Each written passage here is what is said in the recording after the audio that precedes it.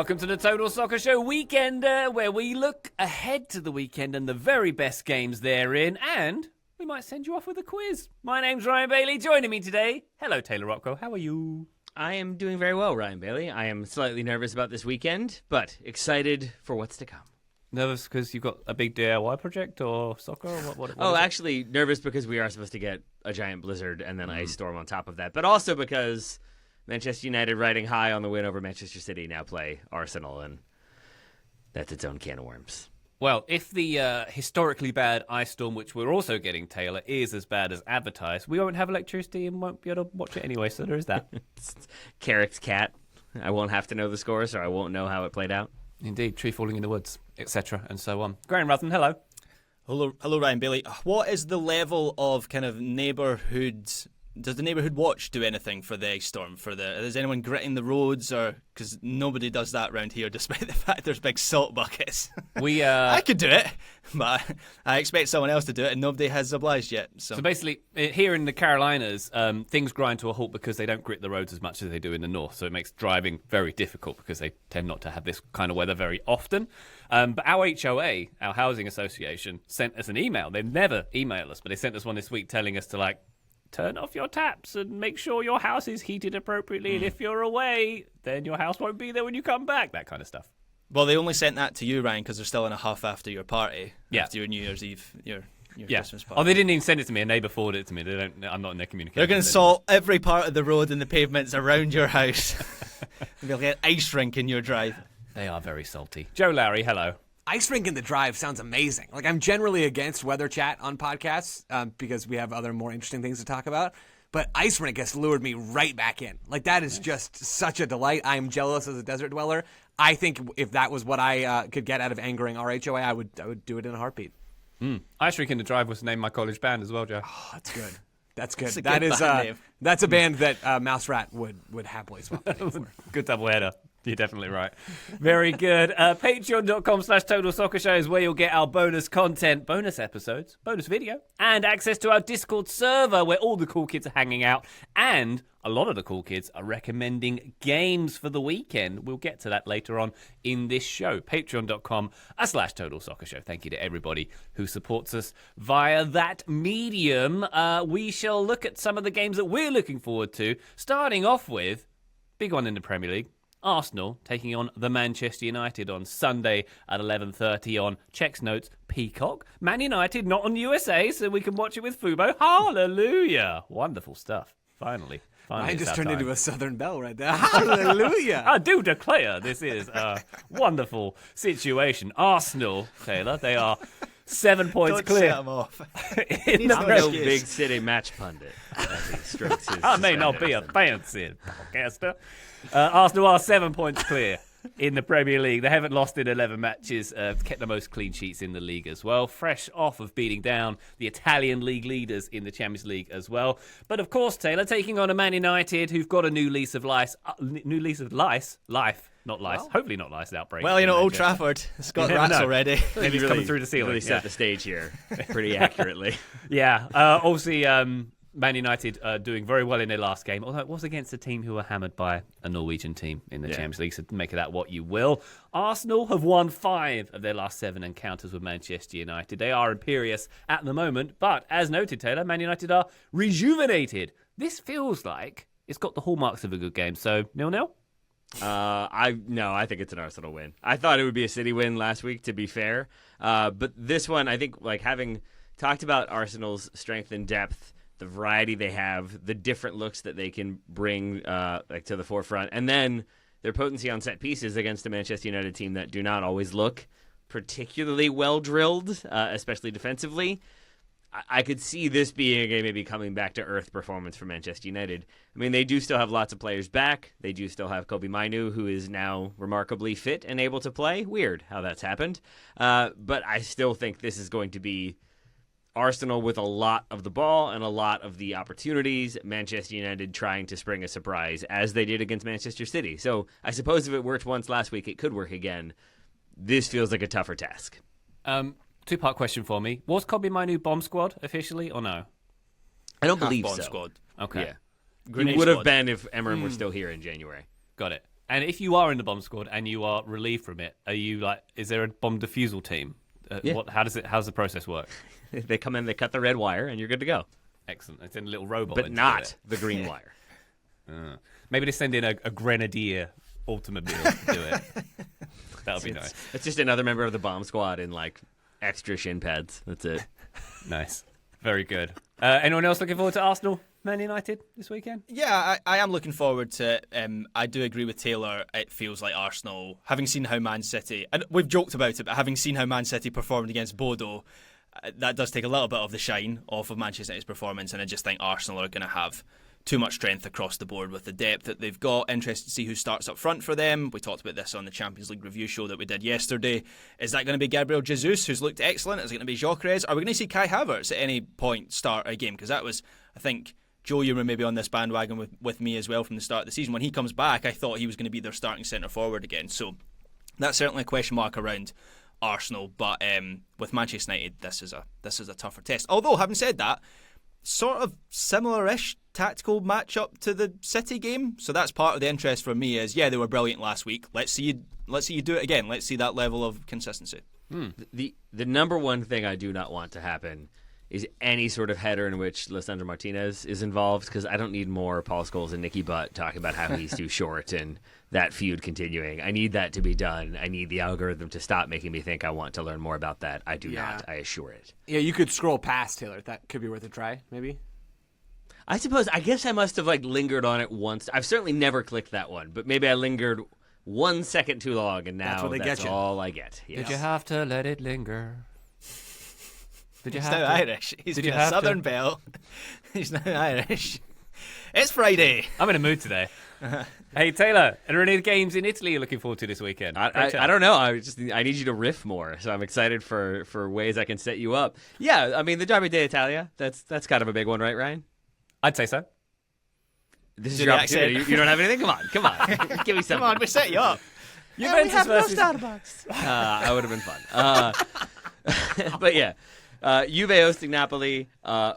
Historically, obviously a massive game, North-South divide and the like. That may come up at the quiz later on. Ooh. And I mean, both teams with a point to prove. Neither team having a swimming season so far, but Napoli closer to Inter at the top of the table than Juve, certainly. And Juve, I think it'll be interesting to see how tactically prepared they are, because after McKinney's solid performance in the midweek, they have to find a new way to sort of frustrate him and keep him out of the team. And they're going to make his locker 1 inch smaller on each side, I think, is how they slowly force Weston McKennie out of the team, even as he performs well. So I don't know if they're allocating the resources towards that or towards preparing for this game. That's a good one to keep an eye on. I don't think this is technically the Derby d'Italia, by the way. I think that would be Inter and Juve traditionally. Correct. You're right. This is more of the North-South divide, isn't it? Yeah, correct. Yeah. Big one. The north of Italy versus the south of Italy? That feels like it should be the Derby d'Italia. But yes, point taken. You're right, actually. It should be, shouldn't it? Because that is a big deal. That's why Napoli hates the north right there. It's the Derby of all Italy is one northern team versus another northern team. Maybe so. But that is obviously a big sort of geopolitical situation that happens within Italy, the North-South divide, and this game very much there and representative only of there. that. Nowhere else is there a North-South divide of any kind. Not that I can think of. Yep. Ryan, you've been to 20 minutes north of London, right? Well, once. God. Did your arm get tired from holding your nose the whole time you were Yeah. there? Your left elbow sort of starts to crimp a bit. The GPS kept saying, "Please make a U-turn." It knew. There's got to be somewhere in the north that you've been that you liked before, Ryan. I like the Lake District. That's Yeah, that's nice. nice. Yeah, That's good. Manchester's actually quite nice too. Newcastle's great. I'll give you that. Newcastle is an awesome town. Anywhere north of that, though. Juventus v Napoli, Sunday at 12 on Paramount. Wonderful stuff. Hey, Graham, what are you looking forward to? Speaking of north of Newcastle, there's a huge game in Scotland this weekend. There's been a few of those this season, due to the way that the league's schedule is I famously. feel like every other week is a huge game in Scotland. Yeah, but I mean... Do you know why? Because they all play each other all the time. That's true. That's true. 4 times in a season. But this genuinely might be the biggest one so far in terms of the title race. It's Hearts versus Celtic at 10 a.m. Eastern on Sunday. It's Tynecastle. The atmosphere is going to be off the charts. The narrative ahead of this game is Hearts have a 6-point advantage at the top of the Scottish Premiership, which is historic in itself. This is already new territory for me. This is the latest a non-Old Firm team has been top of the table in my lifetime. I've never seen this before. However, there have been some signs recently that Hearts are running out of steam a little bit. They went out of the Cup to Falkirk at home last week, which frankly they weren't overly bothered about given what else they're playing for. But before that, they've ground out narrow wins over poor teams like Dundee and Livingston and St Mirren. They've had a couple red cards in those games, so I think they've been quite laborious performances for them. And related to that is that Hearts have lost arguably their 2 best players to injury. So Cammy Devlin, who's like their holding midfielder, he's a Player of the Year candidate, or was a Player of the Year candidate in Scotland. And then Lawrence Shankland, who is their top scorer and captain. They're out for the next 2 months, which is a huge blow at this point of the season. And the Tony Bloom data nerds, they're working hard to find replacements so Hearts can keep winning.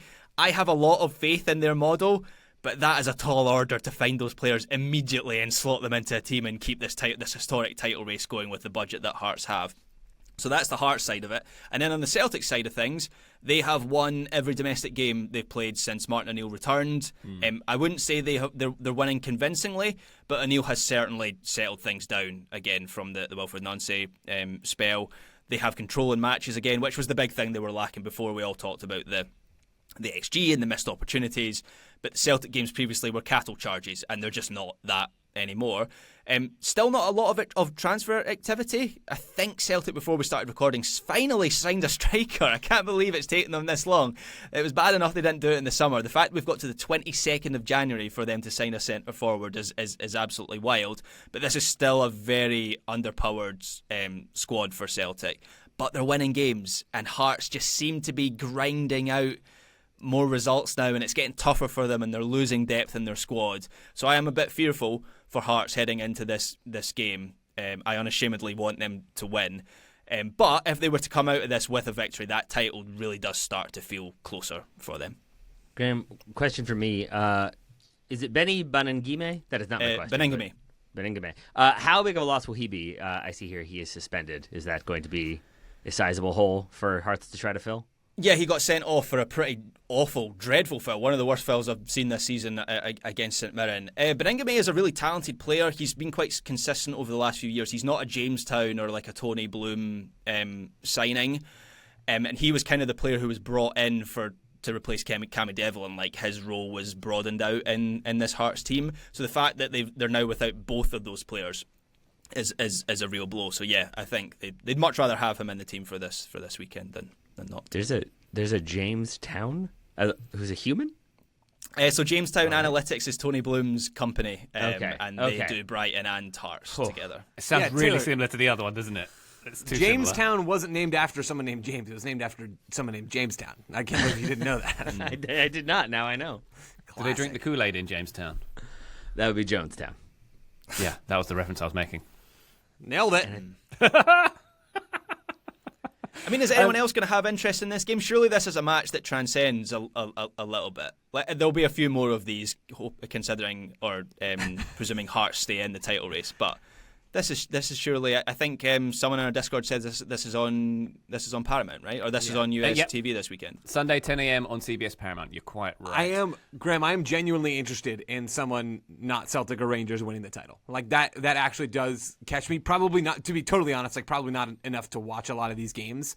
But to pay attention narratively to what's happening in a way that I pay attention to a lot of other leagues but haven't traditionally to Scotland, yeah, it is moving it up a tier, no doubt about it. Yeah, Claudio Braga scored a really important goal against Dundee a couple of weeks ago. It was the game where Craig Gordon had this save in the last minute that we spoke about on the show.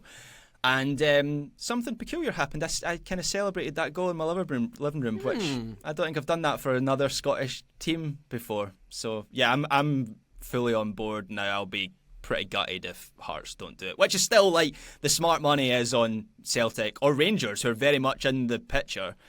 That's still where the smart money is. But having come this far, further than any other non-Old Firm team has done in my lifetime, yeah, I'll be gutted if they don't do it. One final question from me, Graham, on this one. You mentioned Celtic's games being a cattle charge. Can you? Yes. What does that mean?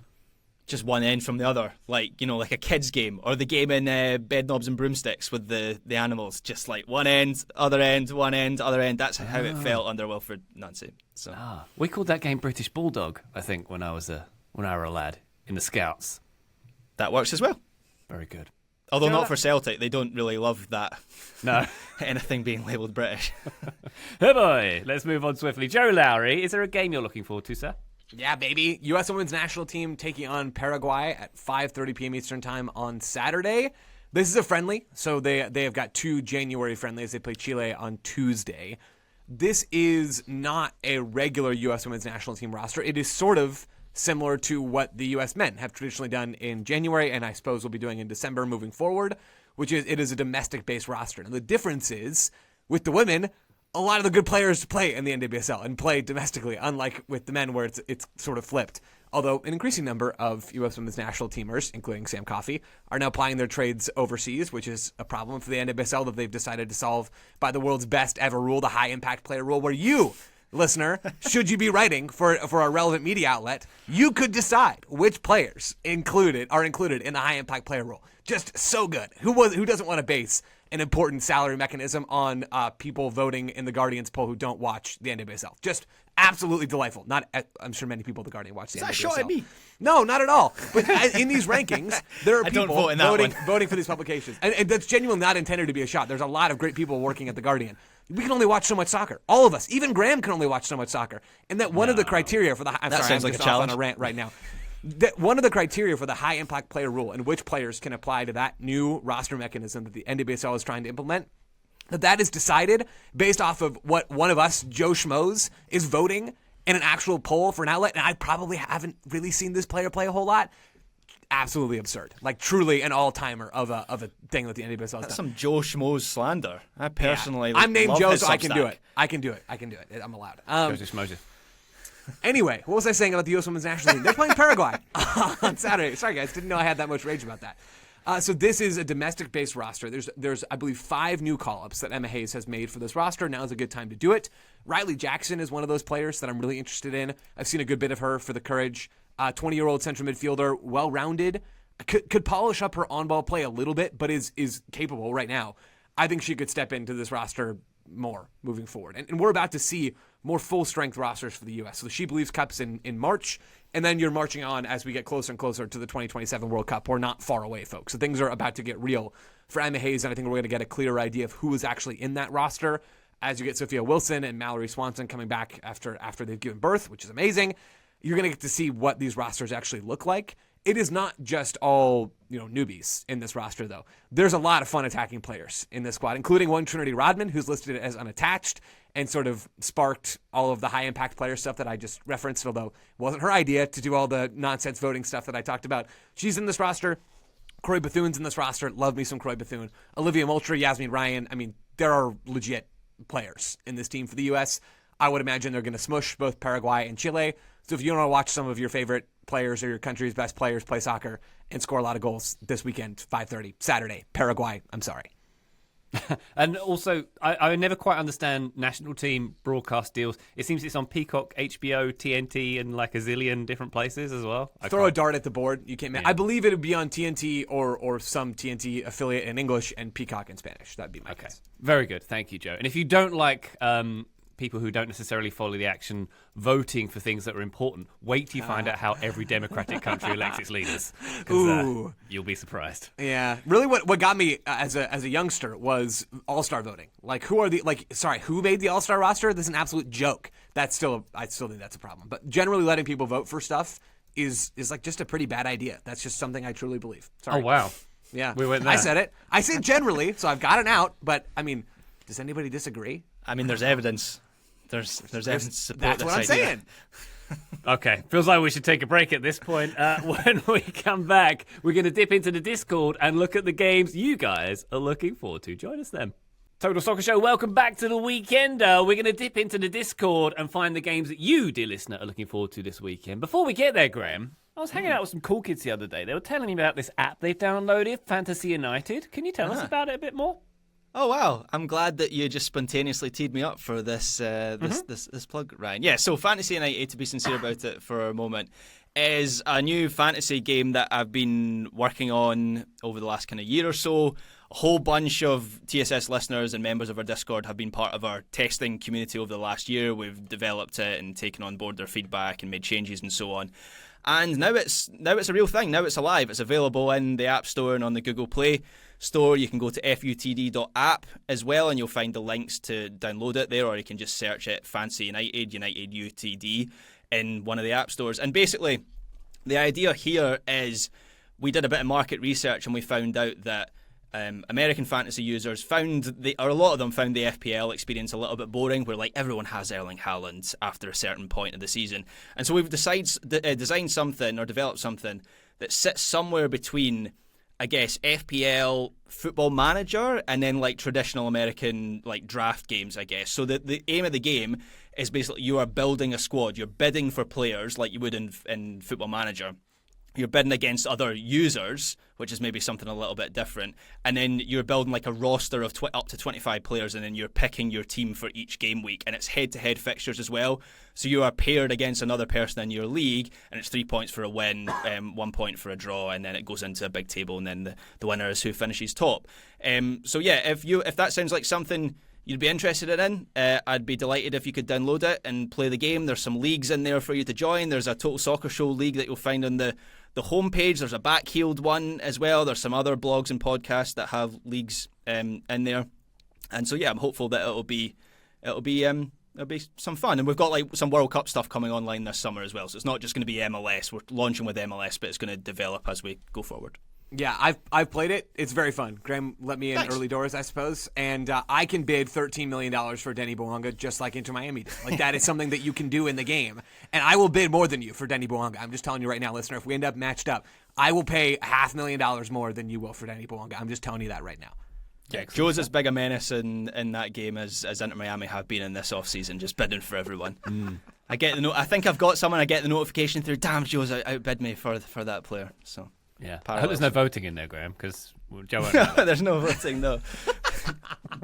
Joe's not up for that. I should mention it's completely free to play as well. We may at some point in the future introduce like a money element, but right now it's just completely free to play. So if that sounds like something you'd be interested in, please download it. Excellent. I did think it was weird that after Fantasy HQ burned down, Joe moved to have elections abolished. That felt slightly cold and calculated. Yeah. Yeah. Suspicious, Joe. A little, only a little. Mm-hmm. Who's going to report it though, Joe? Huh? Exactly. Nobody. There Not you go. me. Good stuff. Fantasy United. Thank you very much for that, Graham. We'll send you our invoice for the advertisement there. Good stuff. John Adams in our Discord is looking forward this weekend to the Hamburg Derby. I say this weekend. It's today, this Friday, as we're recording, 2:30 Eastern on ESPN. St. Pauli versus Hamburg, that is, of course. John says St. Pauli needs a win, and beating Hamburg would be a massive vibe changer. I have to say, Taylor, of all the derbies in the world, the Hamburg Derby is one I really want to experience in person. I think that'd be a good atmosphere. Sounds fun. I'm assuming, Ryan, as you said, that's more for the atmosphere than for the gameplay. I think so. Also, my dad was born in Hamburg, so I feel like it's a sort of a trip I'd like to do as well. I didn't know that. Am I correct in saying that Hamburg has more of a right-wing reputation, or is that more so in relation to St. Pauli's extreme left-wing reputation? I don't have the full answer. I know, obviously, St. Pauli very left-wing. The Beatles liked Hamburg a lot, didn't they? So there's that connection. So that changes everything. And I think maybe it's just like the one supporters group of Hamburg has maybe a more right-wing reputation, because I think that's always pops up on a list of like political sectarian divides sort of things. Like obviously Old Firm is the number one, but the Hamburg Derby tends to be on there as well. So yeah, I think you'll have a very, very big atmosphere for that game, especially with it being in the Bundesliga and those two clashing with a lot on the line. You'd want to go to the derby at St. Pauli's ground, right? Because Hamburg's, I'm sure it's a nice stadium, but it's kind of like a modern. Yeah. St. Pauli's is the kind of unusual. Train. It's got the sausage train, and it's the one that's got the jail behind it, right? Like it sits in the background, the big towering jail. Was that another stadium? Oh, sure no, I think you're right. Yes, I think that's it. I didn't know it was a jail, but yes, there is a big towering concrete block sort of thing. Yeah. And Hamburg is it's got the docks, and it's got, shall we say, a nighttime economy, which is supposed to be quite... The Reeperbahn. interesting as well. Yes, Not a green light economy. there's a kind of light indeed. There is a light that never goes out. John Adams, thank you very much indeed for that one. Andrew in our Discord says Lens visiting Marseille over the weekend with a 1-point lead on PSG, a top Ligue 1, as we mentioned in our Champions League show on Thursday, actually. That one is at 3:05 p.m. 3:05, Joe, not 3, on Saturday on beIN Sports, if you're looking forward to that top-of-the-table action in League 1. Why 3:05? Is that because they've got to fold up the Beatles tifo before they kick Yeah, off they the need game? extra Guys, 5 we minutes. can't to get it it done by 3. We just can't. We've tried everything. We can't get that last fold in by 3. Yeah, very good. Also, Gundal in our Discord is looking forward to that same game and says Lens has won 10 straight in all competitions. Wow. And remains 1 point ahead of PSG, as noted. This Saturday, they visit Third Place Marseille in what will be their toughest test since going top, Graham. I mean, this is Lens are flying under the radar. I think we've mentioned it a couple of times, but they're definitely flying under the radar as a developing story, like a defining story of this season. I still have my doubts about whether they can keep this pace up. Like 10 wins in a row, it doesn't feel overly sustainable to do that until the end of the season. But to be heading into late January and be in this position, they have to be taken seriously, just like Hearts, I guess. So, this one, this is going to be a good barometer, I think, for Lens against a Marseille team who, as we know, have a lot of quality. Yeah, and the crazy thing, I know, Graham, you're talking about Lens' form. They have the best non-penalty expected goal differential in Liga. Now, I would have checked that on FURF before. Okay. I'm not doing that anymore. I checked it on Understat, which is a site that I've been using these days. But they're tops in that metric. So I still agree. Like, something about this still doesn't feel like it's going to happen. But the numbers like Lens and what they're doing seems to be working. So I am super intrigued at how this all comes together. Very good stuff. Maybe, Graham, on your newsletter, you could do like a spotlight on Lens. You could call it a Lens focus, a lens focus. That's good. I like that. Yeah, you really are. I like the title, but it needs to be a bit too mainstream. Like today's is about the Moroccan champions in the CAF Champions League. So nice. maybe if they get relegated to Ligue 2, then we'll do a Lens focus. We'll send you another invoice for that as well. Great. Getting all the plugs today. You are indeed. Joe, do you want one? Back-heeled? You already said it once. $5 I thought that was good enough. Duck Detective, in brackets, John Scales FC. I hope that's a reference to Wimbledon Liverpool defender John Scales. Wonderful stuff. Is Leeds versus Everton viable as a watch? Because it may be fun, it may also be brutal. That one is on Monday at 3 p.m. on the Peacock, Graham. I love that billing. That feels very applicable for Everton. It may be fun, but may also be brutal. That sums up Everton over the last 10 years. So I agree, because Leeds are in great form, but Everton have a habit. I mean, their away form, Everton, is among the best in the Premier League. They just can't win at home in that big new gleaming stadium they've got on the River Mersey. So, yep, this one has potential. I think it's nice that Duck Detective incorporated the most romantic part of Graham's wedding vows as well. It may be fun. It may also be brutal. Handshake and on our way. Nod of the head. On our way, meaning you both went your separate ways, right? Yeah, of course. I'll be in the TV room. Thank you, Duck Detective. JCO54 on the Discord. Also looking out for Hearts versus Celtic, as mentioned previously in the show. This game, yet again, as Scotland continues their tradition of having all their teams play 1,000,000 times, and it's actually on TV this time. That's JCO54's words, not mine, Graham. Will Hearts be able to keep going without Shankland, as you mentioned earlier, Graham? So they're Captain Shankland.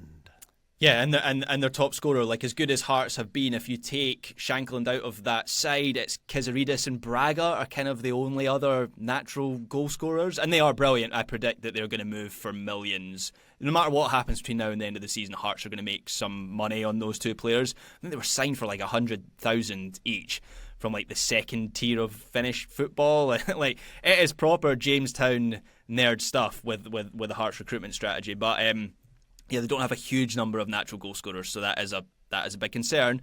But I think Hearts, and they've already kind of done this to some extent in the January window, I think they're going to go to the Jamestown spreadsheet and find some other guys on in that document. So it's just about how quickly they bed in and how good they are. There you go. That game once again Sunday 10 a.m. on CBS Paramount, 10 a.m. Eastern, I should say. If you Go on to Paramount Plus, get past all the Landman, and you'll find the sport bit eventually somewhere in the menus. Very good. Cooper on the Discord says, looking forward to my AS Roma losing another match to a top 4 team this season. This weekend it is what Serie A is, I suppose, has put as the headline game this weekend, despite Juve and Napoli playing, because it's on the Sunday 2:45 Eastern slot on Paramount. Roma versus AC Milan. Very good indeed. Some Christian Pulisic action there, no doubt. MJ, looking forward to Chelsea versus Arsenal in the WSL. Both sides will likely be feeling desperate for 3 points in order to keep pace with Man City and stay alive in the title race. That one on Saturday morning, 7:30 Eastern on ESPN Select. You can select that one if you will. One more game from AJ, who's looking forward to Middlesbrough versus Preston. I believe AJ is Middlesbrough inclined. It has massive promotion implications, and Tommy Conway finally scored after a 20-plus game drought. Some good old Champo action there, Graham. That's 7:30 Eastern on Paramount Plus. So what I'm hearing here is that the Tommy Conway, Scotland's next big thing, hype train was a little bit premature a couple years ago. 20-game drought doesn't fill me with a huge amount of confidence that he's going to be on the plane to the World Cup this summer. But who knows? Maybe this is the start of the run and he's going to get Middlesbrough promoted and we're going to win the World Cup. This is the beginning of it, Ryan. Tommy Conway, by the way, it's a good name. It feels like if there was a Guy Ritchie series, there'll be a character called Tommy Conway. Yeah, it's good, isn't it? Yeah. Don't look up where he was born. You already give me enough pelters for McTominay and all the other English-born players in the Scotland squad. One of ours, is he? Very nice. Excellent. Good to hear. Thank you, AJ. Thank you to everybody in the Discord who submitted a match preview for this weekend. And if you'd like to do that once again, you can join our Discord, patreon.com/Total Soccer Show. We take a break. When we come back, questions and answers. It's a quiz. Join us then. Total Soccer Show, welcome back to the Weekender. It is that time of the podcast and that time of the week where we hand the reins to our quizmaster extraordinaire, Taylor Rockwell, who's going to test us once again. Taylor, over to you, sir. I shall do my best. Graham is our returning champion, yes? It's not I. On the basis of last week or just in general? Let's think. not push it. Yes, I think that's true. We really should Yeah, be I think tracking this for all-time table. Starting now. All right, let's do it. Or I'm sure somebody in the Discord has kept track of all of this. I don't know that, but our Discord is wonderful and seems to know things that I could never possibly know. So credit to them. Credit to you all for your participation this week. We've got a bunch of questions. We'll see how it goes. Starting off with Marseille hosting Lens, who are in focus. Lens has only won one league title in the club's history, and that was in 1998, finishing top ahead of second place FC Metz. By how many points did Lens top Metz? French football really has changed over the last FC Metz. That is a throwback that I wasn't expecting on today's show. David Wright was a good third baseman for them, I think. Yeah. Oh, yeah. You went the same way as me, Joe. Very good. All of you get a shot at this one. Joe, we'll start with you. By how many points did Lens top Metz? Closest to or closest without going over? Closest to. Okay. I will say 1 point. 1 point says Joe. Ryan. It's either a little or a lot, so I'm going to say a lot. 12. Ooh. Gramington. I'm going to say 0. They won it on goal difference. Oh, that's a good trick question answer. Metz finished with 68 points. Lens finished with how many points, Graham? No! 68. Yes. Yes, sir. 0 points. Title awarded on goal difference. Well done, Graham. All right. Good job, Graham. How much goal difference, Taylor, for the record? Was it One? tight? Probably one. It was something. I don't have that answer for you, but I did check and make sure. Okay, here we go. Why did I not look up pronunciation for this? The stadium where Lens plays their home games, the Stade Bollard de l'Es? Sure. It has a capacity of around 38,000. 38,223 to be specific. How much larger is the stadium's capacity than the actual population of the city of Lens as of 2023? Could have changed massively, but could be exactly the same again. Yeah, Stadium has them on goal difference, Taylor, I think. I got to look up by how much. Capacity of 38,223. How much larger is that capacity than the actual population of the city of Lens? Joe went first last time. Ryan, you go first this time. I believe Lens' population is 22,000, so I'm going to say, what's that, 16,000. All right. And we'll go closest to. You can go over if you have to. Graham. Stadium's 38,000, and the town's got to be smaller. That's a small town. Like, Stirling's bigger than that. So I would say there surely isn't much in it. I'll say the town is 35, so 3,000 is what I'll say. Joseph. I will say 3,001. He's the worst. Joe gets the point. Yeah. Well done, Joe. Population is roughly 33,000, so around 5,200 would be the difference. Joe gets the point. Outstanding work, Joe. Thanks, Well guys. done, Joe. Graham, thanks for sort of kneeling down there so I could step on your shoulders to get that. Yeah, you're welcome. All right.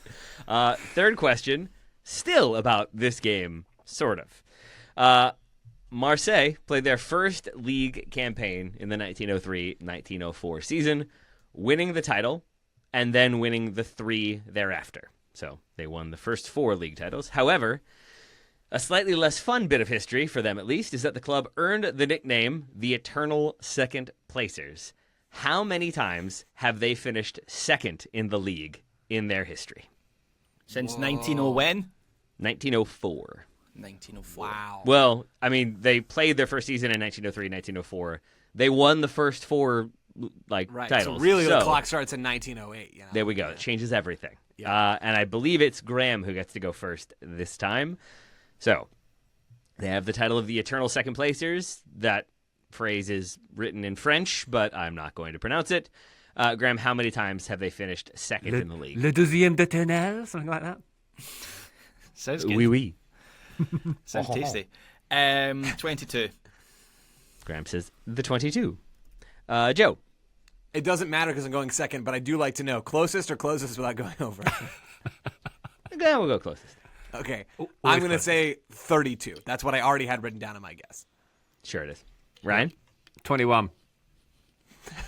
Joe gets it. Nicely done, Joe. 29 times. Wow. Most recently, last season. They do it quite a bit. That's Marseille. basically they're finishing second 1 out of every 4 seasons in the last 120 years, like give or take. That's wild to me. I mean, I suppose the odds of that increase a lot when PSG win the title by a lot of points most seasons, but that is bonkers. Yeah. There's surely a few in the Lyon stretch as well, right? So they've had 2 sure. dominant teams for a long time that make it more likely. Marseille what? Just leave him guess. Hold on. Joe, did you go first in the first question, or was it I Ryan did. who went? I did go first the We're first back to you then going first this time. Except I have to pause here to say, Ryan, when we were recording the Champions League review, you mentioned how much you love Marseille's stadium. And then you said, of course, it is no longer a velodrome. Does that imply that you know what a velodrome is? I do know what a velodrome is, thank you. All right. So Would we you have like me the to backup say? question for this one. Ryan, would you like to tell people what a velodrome is? Velo means bicycle in French. A velodrome is the thing in the Olympics where they go around really quickly in a circle. There you go. So I'm making sure I didn't answer the second question with the first question. Okay, I did not. Marseille play their home matches at the famed Stade Velodrome, the legendary stadium, first opened in 1937. Today has a capacity of 67,000. Also did at one point have a cycling track and did host cycling events. A banked oval track for high-speed bicycle racing is the answer there. When was the last official bike race held at the Stade Velodrome? Joe. Can you read the question one more time? You can skip all the velodrome stuff. You don't want the capacity? Or the construction date? Whatever. Yeah, just read it again if you don't. When is the last time the Stade Velodrome hosted an official, that I could find, cycling competition? Okay. I will say 2000 on the dot. All right. Ryan? Trick question, never. Oh, that's good. Wow. And Graham? Sounds like it's wrong. So the Velodrome hosted games. I remember it hosting games at the 98 World Cup. With no roof, Graham, do you remember There was that? no roof on it, and I very much don't remember a cycling track or anything resembling that at that tournament. So I'm going to say it was quite a long time ago. I'm going to say 1964. Graham is the closest. 1972. The what were they? The UCI Track Cycling World Championships were held at the Stade Velodrome. Oh, the UCIs. Oh, darn it. I didn't know that counted. Fine. Which seemed to I mean, me. you're joking, but Glasgow hosted them There a it couple is. years ago, and it was a big deal. Oh, you know what? Richmond Was it? did as well, and it was a big deal, and the whole stadium shut down. It was fun. There's a sign, literally, when you drive on the motorway to Glasgow, there's a sign that says "Welcome to Glasgow," and then home of the UCI Cycling Championships 2024 or whatever it was. So maybe one day they'll come to Charlotte, Ryan, and you can be a big city. And maybe You don't one day ride Ryan will get a bicycles point in this quiz. I'm still on 0. Wow. Okay. Thanks for the We come to Ryan first, I believe, for this one. We move to the Premier League. Since the Premier League began, so early 90s, what number do you get, we're going back to math, if you combine the number of players that moved from Manchester United to Arsenal with the number of players that moved from Arsenal to Manchester United? So no clubs in between, moving directly from one to the other or from the other to one. Adding them together, did you say? Yes, I did. So I believe, like... See, if we had time, I reckon I could get close to this, but No time. There's no time. yeah. Yeah, I can stall for you for a moment. Like, I think Andy Cole played for both, but had some clubs in between, and there's some players who were, like, in a youth system for one and then moved around and then ended up at the other. But I'm talking about directly moved either via a free transfer or a paid transfer. I for think Arsenal. it is Ryan who gets to go first. I can only think of a couple. I'm going to stab at 7. Okay. Ryan says 7. We go to Graham. I've got a few noted down, but I don't have enough time. I'm going to say 6. Joe. You dog. Do you want to complete the countdown? Block him in, Joe. No, I don't want to. Don't block me in. I want to block you in. 8. He did it. Graham, how many can you think of off the top of your head? Welbeck, Mm-hmm. Alexis Sanchez, Mhm. Mkhitaryan, Mhm. Mikel Silvestre, Mhm. and that's what I got to. But I Van only Persie? had about 30 seconds. Van Persie, 5. That would be the answer. It is only the 5. So Graham with another point there, I do believe. Well played. Nicely done. Mikel Graham. Silvestre, I was quite proud of that. pull, You to should be, honest. because that's some true sicko knowledge. Yeah. All right. This one, we're going to do anybody can answer, but like I'll keep giving hints. So you all get one answer per hint, essentially. Okay? Taylor, can I ask how many more questions are there? I've got to get a point on the board. We got a few more. We got Okay. 3 more, I think, at least. Graham, it's 2-2, right? And then Ryan's also playing, kind of? Graham but has hey. 3 now. Oh, you have 3? 3, oh, 2, no. and 0. Yeah. Oh, boy. All right, Ryan's well, playing. that's even worse. Okay. Which Juventus player scored the winning goal against Napoli that effectively decided the 2017-2018 title race and then celebrated emphatically? Buzz, Joe, Buzz. Yes, Joe. Higuain. I thought we would need a lot Bang! more clues for that one. Joe gets Wow. the point. Gonzalo Higuain. Oh, you didn't go. specify which Higuain. No points. Yeah, Pippa, not that one. That was going to be the final hint, Joe. His brother is, according to me, an MLS legend who played over 200 MLS matches. Absolutely an MLS legend. Mm-hmm. Yeah, but Higuain, Matt the Doyle emphatic part of that himself. would be moving from Napoli to Juve, not the Joe- most popular yeah. choices. Did you remember that? Yeah, how Like- did you No, know no, no. that? So I was just trying to remember like Serie A strikers from around that time, and then Taylor mentioned the celebrating emphatically, and my brain was like, oh well, Higuain played for both of those teams, so maybe that was what Taylor was getting at, and it was. Let's I go. was thinking like a Scamaccia or someone like that. Joe's on think it, man. about Scamaccia. All right, we'll Not see many how, people do. how on it you all are with this one. Alessandro Del Piero is the top scorer in the rivalry between Juventus and Napoli with 11 goals. Higuain is joint second on the list with 7 goals combined, because he scored some for one and some for the other. Which former Napoli player is tied with Higuain for 7 goals in the fixture? Again, Joe, Buzz, yes, Joe. Lukaku. Incorrect. Graham. Ryan. You Graham. got it. Oh, Graham. did. Cavani. Ryan. Kvaratskhelia. Okay, hint. He is Graham. European. No, we need a hint. We get a hint now. Next hint. He is European, but not Italian. He's European but not Italian. Oh, I don't like this anymore. Yeah, this is. Hint number 2. While making over 400 appearances for Napoli. Oh, Graham. He- Shoot. Yes. Marek Hamsik. Oh, Samsic. Graham gets the point. Oh, well Graham done. takes the lead. That's right. While making over 400 appearances for Napoli, he also led his country to its first ever World Cup as an independent nation and its first Euros as an independent nation. Nice. Well done. Well done, Graham. Good All for right, him, good so for Graham. Joe is going to need a point here to pull it back level, and then I do have a tiebreaker. Ryan, what are you on? That's good. Are you out of this, Ryan? It's not important what I'm on. Next question worth 7 Listener, points. I need you to understand the grin that was on Graham's face as he asked that question. I don't think I've ever seen Graham look so devilish before. Okay.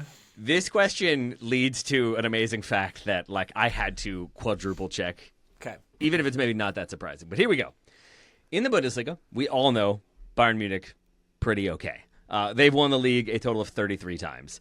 Dortmund and Gladbach are next on the list with 5 titles each.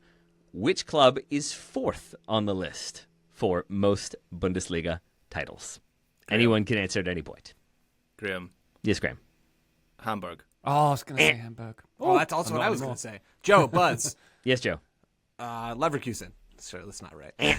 Ryan. They've only won the one, and it was Yeah, their yeah, most that recent. was- Yeah. Canceling the Neverkusen nickname. Ryan, did you have a chance, I right? passed Gladbach.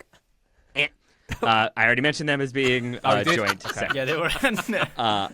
This team won their last title in the 2003-2004 Joe, Buzz. season. Yes, Joe. Schalke. Graham. Yes, Graham. Kaiserslautern.